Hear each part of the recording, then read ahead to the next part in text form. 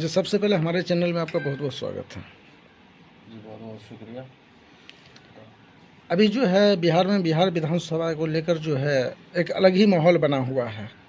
क्या लग रहा है कि अब की बार बिहार विधानसभा का क्या रुझान होगा? देखिए, बात सही है आपका कहना कि माहौल बहुत अलग लग रहा है, लेकिन रिज़ल्ट एक ही है और नीतीश कुमार फिर से मुख्यमंत्री बनेंगे, एनडीए की सरकार बनेगी, ये तय है। चूँकि जो 20 सालों में नीतीश कुमार ने जो काम किया है, वो हर तबके के लोगों को देखा है। सड़क सिर्फ एक तबका पे नहीं चलेगा, सड़क पे कोई एक तबका नहीं चलेगा। हॉस्पिटल की जो स्थिति थी और आज जो स्थिति है, वो आपके नज़र में है।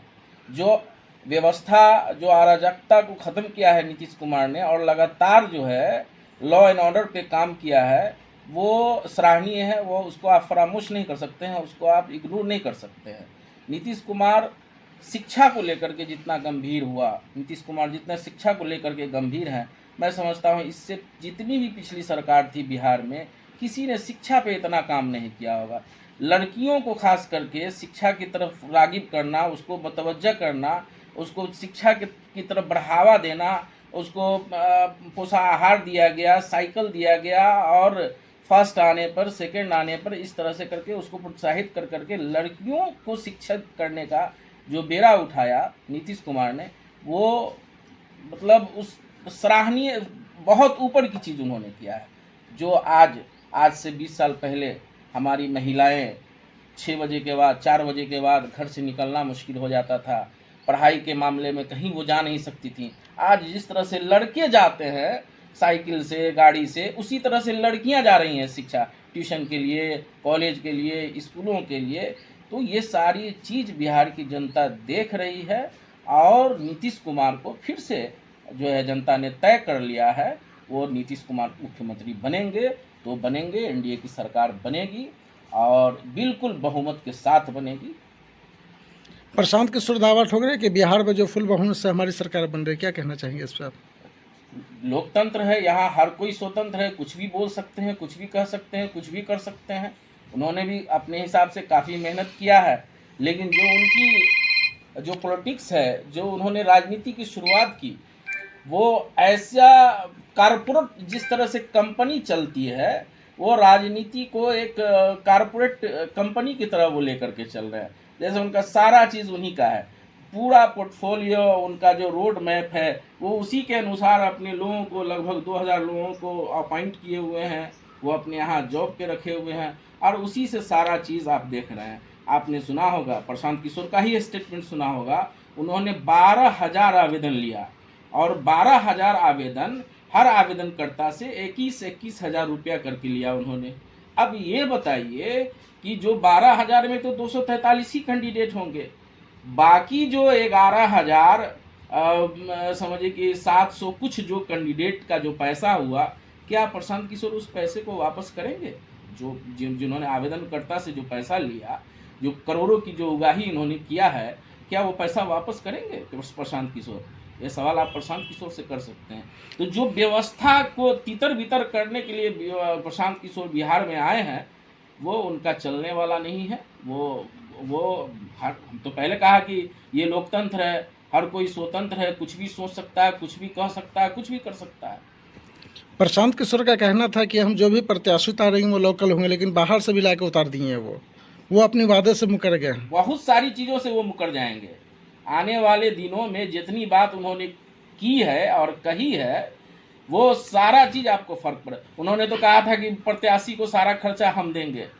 क्या उन्होंने प्रत्याशी को खर्चा दिया है? आप पूछिए उनसे। उन्होंने पहले ही इतना न दावा कर दिए और मतलब कि हम बिहार को ऐसा करेंगे, पलायन रोकेंगे, ये करेंगे, वो पलायन रोकना एक दिन की समस्या नहीं ना है, वो 70 साल की समस्या है। बिहार को जिस अराजकता की स्थिति में, जिस गर्त में नीतीश कुमार को मिला था, उसको तभी उस समतल किया है उन्होंने। किसी भी कल कारखाने को लगाने के लिए क्या चाहिए था? बिजली चाहिए था, सड़क चाहिए था, रोड चाहिए था, ये सब थी क्या? अब ये सारी चीज़ें उपलब्ध हुई हैं, तो अब धीरे धीरे कंपनी भी आ रही है। आप देख लें, बेगूसराय में बिस्किट की फैक्ट्री और भी कई कंपनी, रिफाइनरी के अलावा बहुत सारी फैक्ट्रीज लग रही हैं। आप पटना की तरफ फतुहा में चले जाइए, हर तरफ फैक्ट्री का प्रावधान है। तो जो समतल किया है उन्होंने कि जो गड्ढा बना हुआ था बिहार, उसको समतल कर करके, रोड बना करके, बिजली की व्यवस्था कर करके, पढ़ाई की व्यवस्था कर करके उन्होंने कोशिश की है। अब आगे जो होगा, चुनौतियां हैं, चुनौतियां का सामना नीतीश कुमार करने की उनकी आदत है, आगे भी उन्होंने वो चुनौती का सामना करेंगे। आप देख लीजिए सारा रंजन को जो उन्होंने दिया है समस्तीपुर वासियों के लिए, उसी समस्तीपुर जिला में ही डॉक्टर बनेंगे और इंजीनियर बनेंगे और समस्तीपुर जिला के हॉस्पिटल में काम भी करेंगे। ये कम बड़ी बात नहीं है। यानी कि ये एक पलायन रोकने की बहुत बड़ी कदम उठाई गई नीतीश कुमार के द्वारा। बिल्कुल बिल्कुल, धीरे धीरे धीरे, वो एक दिन में वो व्यवस्था को बदलना एक दिन का काम नहीं है, और उन्होंने बदला है। बुनियादी चीज़ों को उन्होंने दिया है। नल जल का योजना दीजिए, कितना अच्छा। वो अलग बात है, अगर ज़मीन पे नहीं आ रही है तो वो अफसर का और लोकल जनप्रतिनिधियों की भी जवाबदेही होती है। एक अकेला नीतीश कुमार उसका जिम्मेदार नहीं है। लोकल जनप्रतिनिधि क्या कर रहे हैं? जो पदाधिकारी हैं उनसे काम कराना का काम तो लोकल जनप्रतिनिधियों का भी तो काम होता है। अब हर जगह तो नीतीश कुमार आकर के पाइप और पानी की व्यवस्था देखेंगे नहीं ना। वो तो एक रोड मैप, उन्होंने एक प्लान बनाया, उसके तहत काम किया। उसको जमीन पे लाने के लिए लोकल जन प्रतिनिधि और पदाधिकारियों का भी काम होता है। अभी जो है बिहार में जो है पेंशन को लेकर बहुत सारी बातें चल रही है। प्रशांत किशोर अलग आरोप लगा रहे हैं कि मेरा कहवा कॉपी का, और तेजस्वी यादव जी अलग आरोप लगा रहे हैं नीतीश कुमार पे कि मैंने घोषणा किया, उसके बाद नीतीश जी जो है डर के मारे 1100 रुपया देना चालू कर दिए हैं। इस पर क्या कहना चाहेंगे आप? कोई भी आसमान से सीख करके, माँ के पेट से सीख के नहीं आता है। सब इसी दुनिया में सीखते हैं, सब एक दूसरे से सीखते हैं। प्रशांत किशोर भी नीतीश कुमार से बहुत सारी चीज़ें सीखे हैं। तेजस्वी यादव तो अभी सीख ही रहे हैं।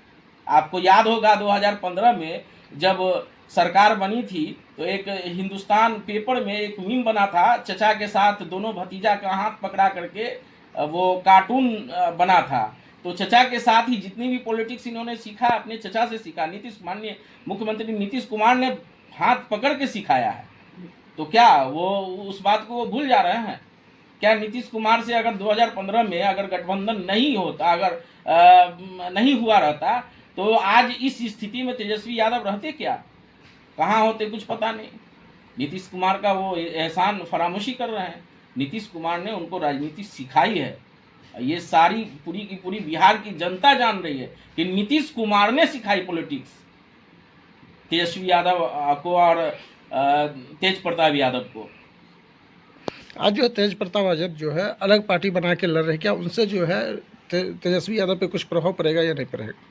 देखिए, अब तो ये जो सेकुलर, जो अपने आप को सेकुलर पार्टियां कह रही हैं, जो आरजेडी के जो कोई मुसलमान अगर पार्टी बना के आता है और उसको बीजेपी का एजेंट कह दिया जाता है और फलाना का बिहाफ कर दिया जाता है, वो उसका नुकसान पहुंचाता है, ये बहुत सारी बातें। तो आप उनसे भी सवाल कर सकते हैं कि तेज प्रताप जो आए हैं उनका भी महत्वाकांक्षा है, कहीं ना कहीं महत्वाकांक्षा उनकी छुपी हुई है, जो उनके परिवार वालों ने उनके साथ जो नाइंसाफ़ी किया। और मैं समझता हूँ कि तेजस्वी यादव से ज़्यादा ज़हीन, ज़्यादा अक्लमंद तेज प्रताप यादव है, और वो आदमी दिल का साफ है। अगर कहीं ना कहीं हुआ है तो ये तो जनता के हाथ में, जनता जिसको चुन ले। तो लोकतंत्र में सब लोग आ सकते हैं, सबका अधिकार है आने का, वो भी आए हैं। अब जनता उनको अगर चुन लेती है तो जनता सर्वोपरि है। अभी आपने कहा अगर कोई मुस्लिम की पार्टी आती है तो उसे कहा जाता है बीजेपी की बी टीम है। जी। असदुद्दीन अवैसी साहब बारहा उनको लेटर लिखे, उनके घर तक जो है ढोल नगारे के साथ, जो MIM के प्रदेश अध्यक्ष हैं उनके द्वारा उनको दावत दिया गया कि हमें आप अपने गठबंधन में शामिल करें, लेकिन उनसे साफ इनकार करेंगे तेजस्वी यादव। क्या आते MIM के जो सदर हैं उनसे उनको कोई खतरा था या मुसलमानों को अपनी पार्टी में लेना नहीं चाहते वो? देखिए, मुस्लिम की राजनीति को बिल्कुल ख़त्म कर दी गई है, और असदुद्दीन ओवैसी साहब बहुत अच्छे लीडर हैं, भारत के जाने माने, वो पहचाने, वो बैरिस्टर हैं। कहीं न कहीं वो मुसलमानों के बारे में सोचते हैं और उनका सोचना वाजिब भी है, मैं उस पे नहीं जाऊंगा। लेकिन यहाँ जो MIM की जो प्रदेश कमेटी, इससे पहले भी मेरा एक इंटरव्यू बहुत वायरल हुआ था, प्रदेश कमेटी यहाँ की बिल्कुल निकम्मी है। वो ओवैसी साहब के का जो इमेज है, ओवैसी साहब का जो प्लान है, मिशन है, उसको कहीं ना कहीं रोकने का काम यहाँ की प्रदेश कमेटी कर रही है। हर कोई चाहता है, हर कोई चाहेगा कि भाई हम भी हमारी पार्टी भी तरक्की करे, हमारे भी पार्टी के लोग जो है, हमारे कम्युनिटी के लोग भी आवें। जैसे आप देख लीजिए, अभी जो विधायकों की जो संख्या है, आज से 30 साल पहले 30-35 संख्या मुसलमानों की हो जाती थी, आज 15 से 20 नहीं हो पा रही है। तो कहीं ना कहीं उसमें गलती हमारी भी है, हमारे कौम के लोगों को भी है।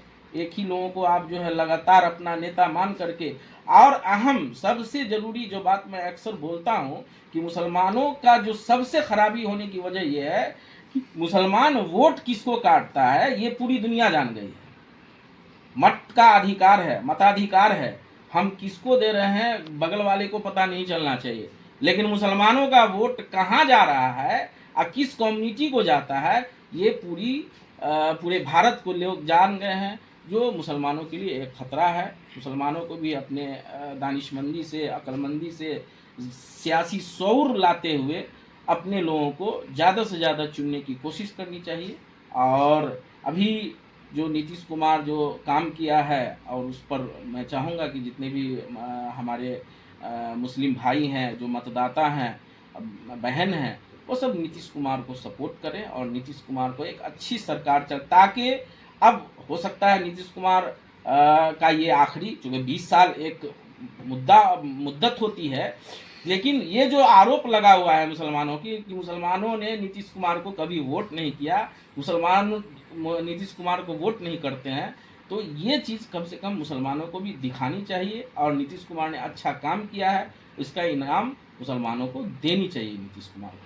बिहार में अब तक 2 ही गठबंधन थी, लेकिन अवैसी साहब जो तीसरा मोर्चा लेकर आ गए हैं, इससे क्या प्रभाव पड़ सकता है बिहार में? और बहुत कोई ख़ास प्रभाव नहीं पड़ेगा, क्योंकि काफ़ी लेट हो गया उनका गठबंधन का जो रोड मैप तैयार करने में, जो उनका रणनीति था उसमें कहीं ना कहीं वो विफल हो गए हैं और काफ़ी लेट हो गए।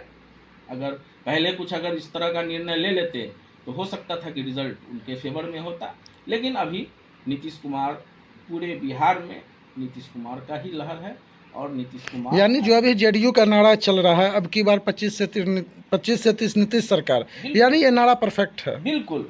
आप महिलाओं से पूछे ना, महिलाएं, आप एक काम जो उन्होंने किया है शराबबंदी बंद कर करके, हम लोगों का देखा, हस्बैंड शौहर आते थे जो उनकी पिटाई उटाई करते थे दारू ताड़ी पी करके, उसमें आप देख लीजिए कितनी कमी है।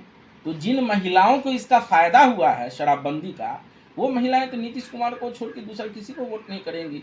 और एक अच्छी चीज़ है शराबबंदी, एक अच्छी चीज़, उन्होंने एक अच्छी पहल की है, उसकी वजह से बहुत सारी परेशानियां होती थी। क्या अब दूसरी सरकार, प्रशांत किशोरी कह रहे हैं कि हम आएंगे तो दारू खोल देंगे, तो फिर वही अराजकता वाला स्थिति होगी। घर में पी करके खा करके आवेगा, अपने घर की औरतों को, बहनों को, माओं को वो मारपीट करेगा, तो अच्छी चीज़ तो नहीं है। विपक्ष का आरोप होता है कि दारू बंद होने से कोई फायदा नहीं, दारू जो एक भूत की तरह हो गया है, बिकता है पर दिखता नहीं है, यहाँ तक कि होम डिलीवरी होता है। अच्छा, आप ये बताइए, बिहार में चरस बंद है, अफीम बंद है, उस पर बैंड है, बिकता है कि नहीं बिकता है? चरस बिकता है कि नहीं बिकता है? सरकार ने कानून बनाया है। अब ये तो अरब का मुल्क नहीं रहा है कि भाई अब गलती किया तो ले पकड़ो, उसका गर्दन काट दो, हाथ काट दो। यहाँ भी कुछ कानून का एक दायरा है, वो कानून के संगत काम होता है। तो कानून बना है, कानून का पालन करना सब लोगों का है। सिर्फ एक नीतीश कुमार कानून बना दिए तो वो हो गया, सो नहीं। यहाँ के आवाम को भी चाहिए, यहाँ के पदाधिकारियों की भी चाहिए, यहाँ के संगठनों को भी चाहिए, छोटी छोटी संगठन है उनको भी चाहिए कि इस पर अच्छे से काम करें, इसको लागू होने में मदद करें। ये तो कोई खराब काम तो नहीं है शराबबंदी। बिहार विधानसभा चुनाव को लेकर बिहार वासियों से क्या अपील करना चाहेंगे आप? मैं अपील करना चाहूँगा कि नीतीश कुमार सर्वोपरि हैं, एक अच्छे व्यक्ति हैं, ईमानदार व्यक्ति हैं और सब लोगों के लिए वो काम करते हैं, चाहे वो पुरुष हो, महिला हो, अमीर हो, गरीब हो, हर जाति हर तबके का उन्होंने ख्याल किया है। मुसलमानों के लिए भी उन्होंने ख्याल किया। आप बताइए, तालीमी मरकज़ एक पोस्ट है जो एक मुस्लिम टीचरों की बहाली उसके अंडर में होती है। क्या इससे पहले कभी हुआ था क्या? कब्रिस्तान की घेराबंदी 20 साल से पहले कभी शुरू हुआ था क्या? ऐसी बहुत सारी योजनाएं हैं जो मुसलमानों को उसका फ़ायदा हुआ है। और सबसे बड़ी बात यह है, आप देखे होंगे कि राजद की सरकार जब होती है, राजद की सरकार बनती है, तो राजद के जितने भी अब जैसे विधानसभा अध्यक्ष, वो भी राजद के यादव परिवार को ही दे दिया जाता है। विपक्ष का नेता यादव ही, विधान परिषद में नेता कोई यादव ही अक्सर होता है। तो ये सारी चीज़ जो वोट ले करके, मुसलमानों का वोट ले करके राजद या कांग्रेस और मुसलमानों को कहीं ना कहीं बिल्कुल हर तरह से सत्ता में भागीदारी नहीं देती है, उसका जिम्मेदार कौन है? उसका जिम्मेदार तो पार्टी ही ना है, राजद और कांग्रेस ही ना है इसके जिम्मेदार। आप वोट पूरा ले रहे हैं, उसको सत्ता में भागीदार नहीं बना रहे हैं। तो सब अभी आपने देखा कि उप मुख्यमंत्री का घोषणा हो गया, मुख्यमंत्री का घोषणा हो गया, आप मुकेश सहनी को आपने डिप्टी सीएम कह दिया है, मुसलमानों का आपने कुछ नहीं कहा। तो कहीं ना कहीं तो मुसलमानों को हर तरफ से वो जलील किया जा रहा है, नुकसान पहुंचाया जा रहा है और उनको सत्ता से दूर रखा जा रहा है। आप अपना परिचय बता देंगे? मेरा नाम मोहम्मद ज़ियाउर रहमान, पूर्व प्रत्याशी मोरवा विधानसभा में रह चुका हूँ और अभी जदयू में ज्वाइन 11 तारीख को मैंने जदयू ज्वाइन की है और जदयू के लिए काम कर रहे हैं।